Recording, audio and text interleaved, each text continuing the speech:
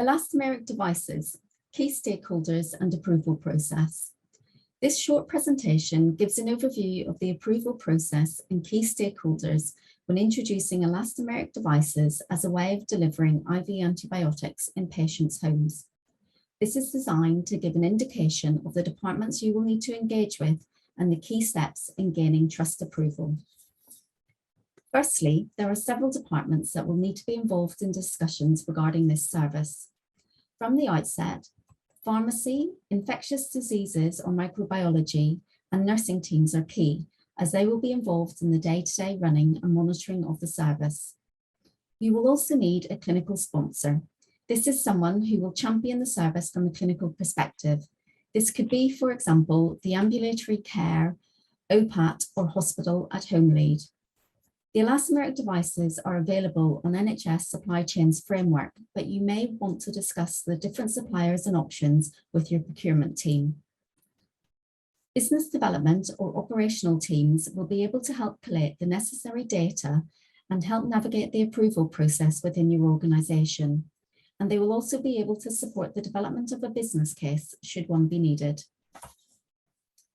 Finance teams will be able to calculate the cost of a bed day and cost effectiveness of the service, which will be needed not only for a business case, but also for monitoring the financial impact of the service once it starts.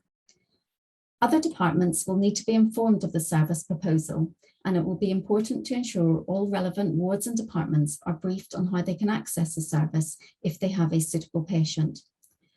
Finally, but importantly, you may wish to engage with your organisation's patient representatives to ensure the views and possible concerns of patients are captured and addressed.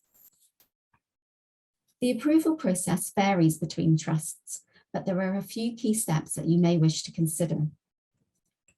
A New Technologies Committee, or it may be called Technology Appraisal Group or New Procedures Committee, could be the first step in the approval process, particularly if your organisation does not use elastomeric devices already. Such a committee will be interested in the device itself, including technical specifications, CE marks, and approval for use in healthcare. At Oxford University Hospitals, this group required the team to undertake an inpatient pilot.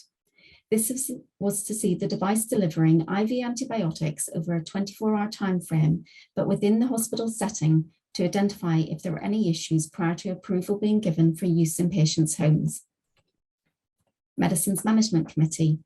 Even if your organisation already uses elastomeric devices, it will be important for the Medicines Management Committee to be involved in this approval process, as this involves delivering IV antibiotics in a different way and in a different setting. Finally, a business case may be required. This case will outline the service proposal, benefits and risks, alongside the cost effectiveness of the proposal. Data will be a key component of the business case, as it will be essential to demonstrate the potential number of patients who could benefit from the service.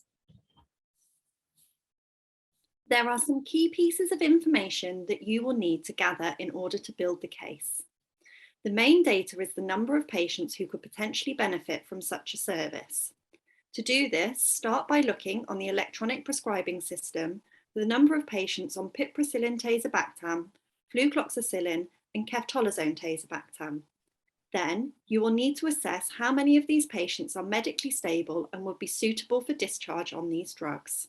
This is likely to need a review on the ward with the clinical team, and you may also want to repeat this over a period of time to gather more data.